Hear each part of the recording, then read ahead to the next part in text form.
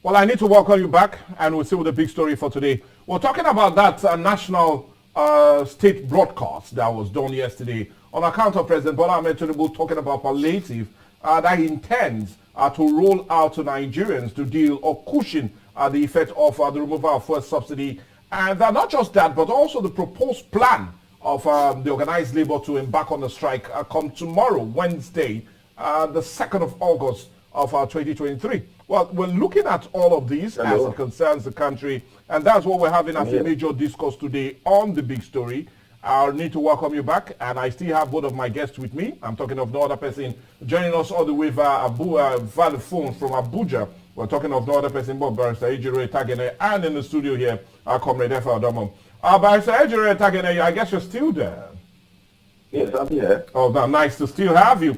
Now, let's continue as we quickly look at some of other majors as it concerns the palliative of President Bola Ahmed Tinubu. Another major robust plan is that of the agriculture. And if we look at the plan, he said he plans to support cultivation of almost 500,000 hectares of farmland and an all-year-round farming practice with about 50 billion to cultivate over 150 hectares of rice and maize, 50 billion each. Also is a mark to cultivate 100 hectares of wheat and cassava. But my question is, again, that fear you seem to have expressed concerning that of transportation, and that is implementation. Because why I'm saying that is, if we take our mind back to the anchor borrower program of the CBN, we lost about 500 billion naira on account of many problems associated with that very anchor borrowers plan. And one of them is that it was frustrated by upfront kickbacks collected by participating banks, and other dubious means was attributed to that. So my question is, are we going to see a headway with this? Any headway? Yes. You see, Bola Tinubu is a very serious-minded man, astute administrator and accountant.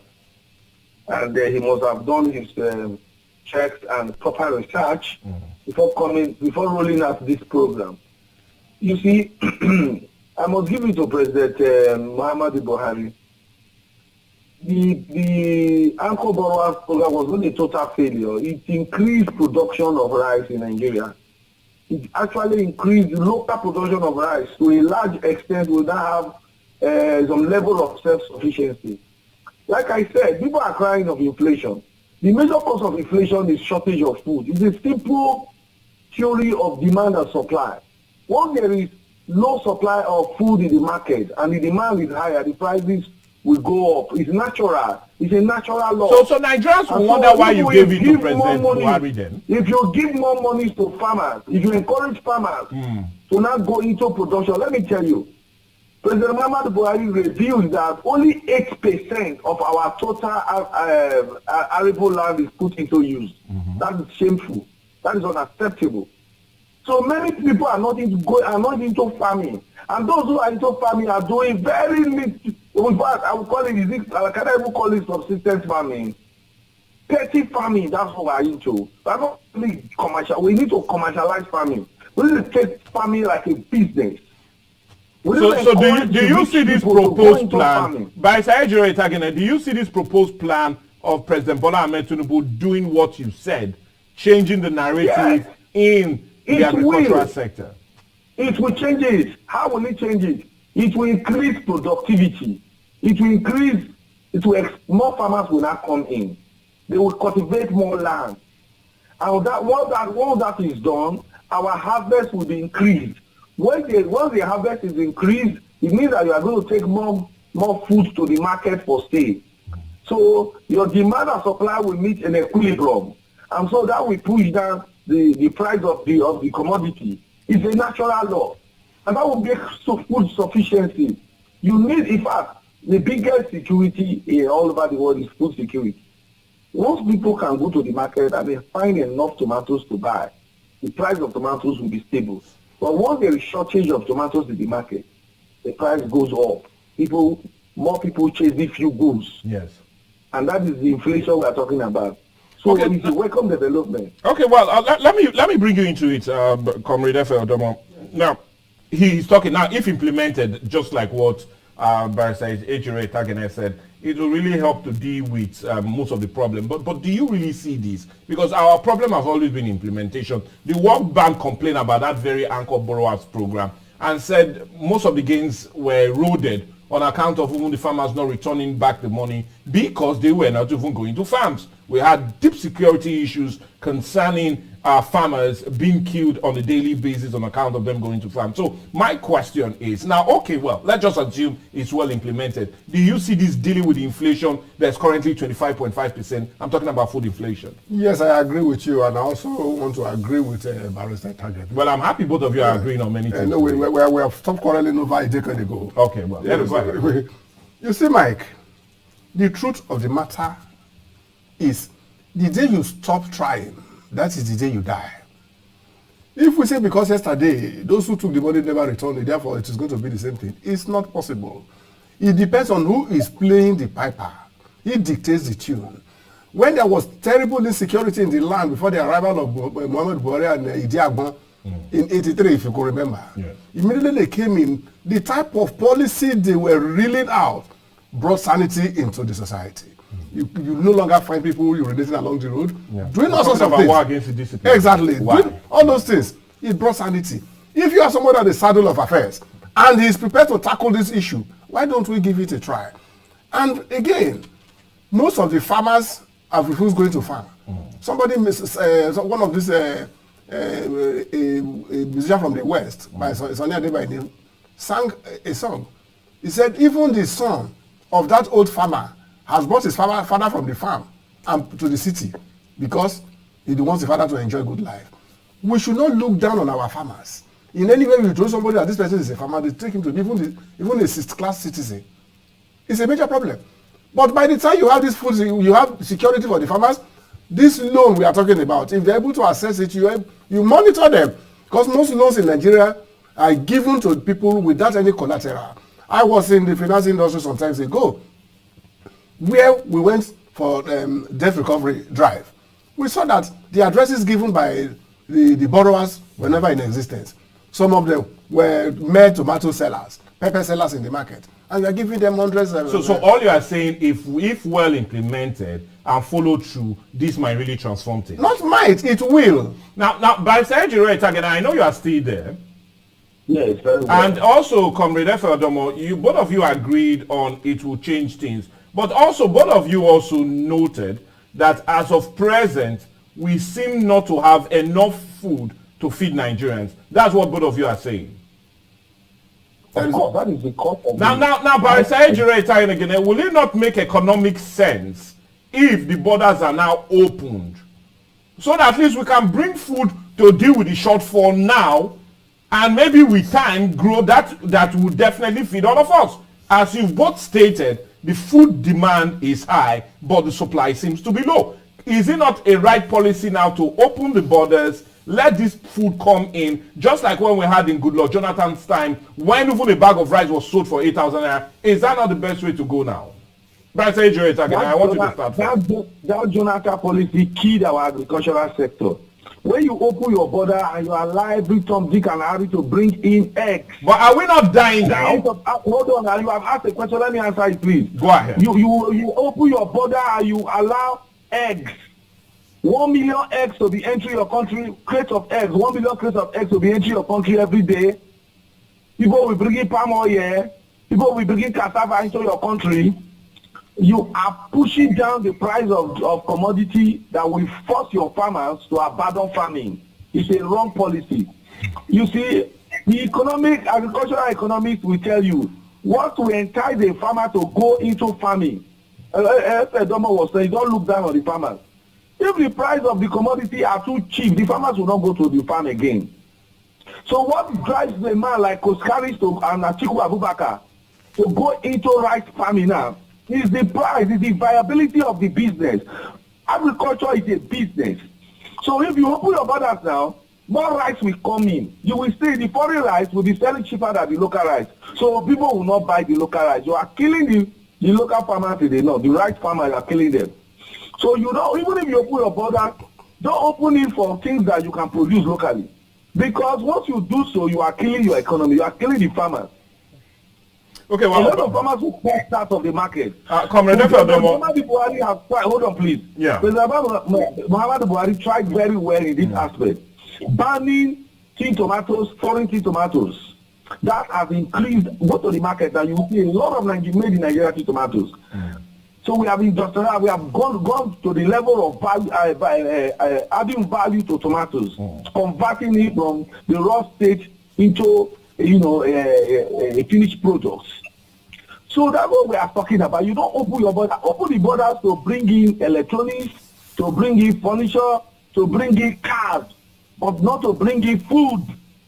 Because what you do here in food is that you increase the money you are giving, encourage your farmers to increase their productivity, and gradually, it's a gradual process. Okay, now, by Ejiro Tagene, because of time, I really need you to hold on there.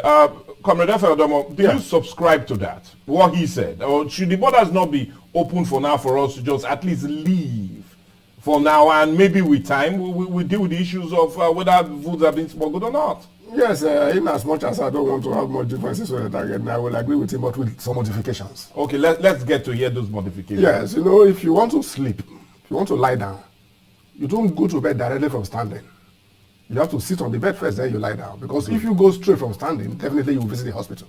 Because you will hit your head or somewhere against anything.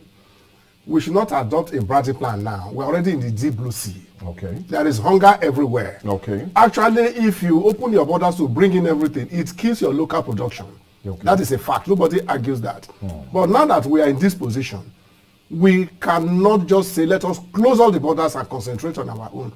Like somebody one day in my place was asking someone, please, I beg, give me a small thing. I want to buy something to eat. The man told him, look, I cannot give you money. Go and farm.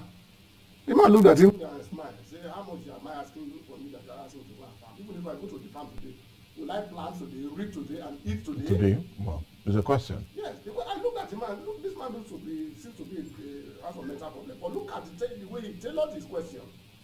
You see? So, let us have what is called either a parallel line system of production. Okay. And how do I mean? We are food, we're in a food shortage period. Yeah. Let's take some temporary measures. Okay, Mr. President has spoken. For this 6 months, 9 months or something, we are going to be bringing the shortage of the food from outside, pending when we will be self-sufficient. And by the time you give this deadline, once that deadline comes, there should be nothing like please extend it for even 1 week. Cut it off and cut it off. Then we will not stand on something. Because you cannot be in a state of hunger and you want to produce. It is not done. You eat corn awaiting the arrival of pounded yam. Okay. Because for you to say you want to wait and start. So all you are saying, let's marry the borders, those that are pushing for the borders to be open, marry it for some time. Exactly. Then shut it down when we feel we have enough. Then there should be a presidential pronouncement. I am going to do this for 1 year. Okay. For so period. Okay. Then when we will be sufficient by then. Immediately after that, no more anything. If we know we cannot be sufficient after that expiration date, then let us go hungry. Okay, now, Barrister Ejiro Tagene. Yes. Hello. Are you here? Yes, you are there. Now, nice having you still remain with us. Now, let's still quickly look at another major palliative that is already getting the manufacturing sector happy, to say the least. And is the issue, he said, he would give about 75 billion to be spent on medium and small-scale enterprises. I know you talked about that initially in our earlier discussion, and you felt that would definitely transform the industry. Because, like I said, initially, the World Bank just a couple of weeks back said about 90 to 95% of our sales in Nigeria, talking about the manufacturing sector, seem to have declined, and it's quite worrisome. So my question now is, let's look at that plan. He intends giving 1 billion to 75 major business enterprises to see if they would not only use it to sustain themselves, but to also be able to create jobs that are good paying. Let's look at that plan and how really, if implemented, it will help transform the manufacturing sector. It's a fantastic idea. Yesterday I was discussing with one of our friends here in Abuja. Yes. And she explained the comparative advantage of Nigeria in terms of agriculture, particularly cash crops like cocoa and cashew. Okay. And it was a fantastic one that the government should quickly buy into in order for us to be earning, forex. Yes. Talking of exporting agricultural products, adding value to such cash crops like cocoa, for example. Yeah. If you export raw cocoa, you won't earn much money. But if you convert it to chocolate or other beverage product of cocoa, you will earn more money. Okay. When you export them. So these are things that the government will look into. So we need to, like you have said, increase funding or giving loans, incentives to these small and medium-scale enterprises or entrepreneurs to make them valuable, and that will create productivity and also generate employment for a lot of Nigerians. What we need now is patriotism. Patriotism will drive our economy. What is patriotism? Patriotism is desperately or intentionally buying made in Nigeria products. Okay. We will also preach that in the process. Because if a manufacturer or a local producer produces a product and you are not patronizing the product, for example, our textile industries, they are all dead. They are all dead. Look at our textile mill, it's gone. So if you go to the market, you don't buy the made in Nigeria fabric or materials, you are buying for you are killing the economy. So we also need to carry out orientation and educate our people. So it's a welcome development, and I buy into it. It will drive our economy, it will reduce unemployment, and it will increase productivity. Now, President I'll still be with you and throw this next question to you. Yesterday, when President Bola Ahmed Tinubu was giving out his broadcast, he said something that really got most Nigerians' attention. And he talked about the saving of almost 1 trillion naira in the last 2 months. And many Nigerians were amazed on that. But when Nigerians were a bit concerned again, is when he said that monies will be used for school loans and others. And the Nigerians are concerned about that, knowing that, is that what we need now? Should we not think towards using that money rather than loans that we do not know if the children will benefit from? Would that not be better to channel it into getting more refineries working and also seeing how we can deal with issues that concerns all of us rather than some selected few? Let me say this. I will start from your closing, the last lap of your sentence or question. Government has no business putting one copper into our refineries as it stands. Once you do that, once government invests in refineries, they are going to kill the economy the more. It's not working. It didn't work in the past. It's not working anywhere anymore. Government has no business going into such industry. They should remove their hands totally from it. To my mind, the 4 refineries should be completely privatized. Sell them off. Sell them to private individuals. The current price of oil today now will drive anybody into getting loans to refurbish the refinery once they purchase them and make them viable in order for them to recoup their money or income. Government will not effectively look at the big fraud taking place in the whole of NNPC. It's something that even an owner, if I ask you to investigate NNPC today, you cannot even trace some of the fraudulent activities taking place.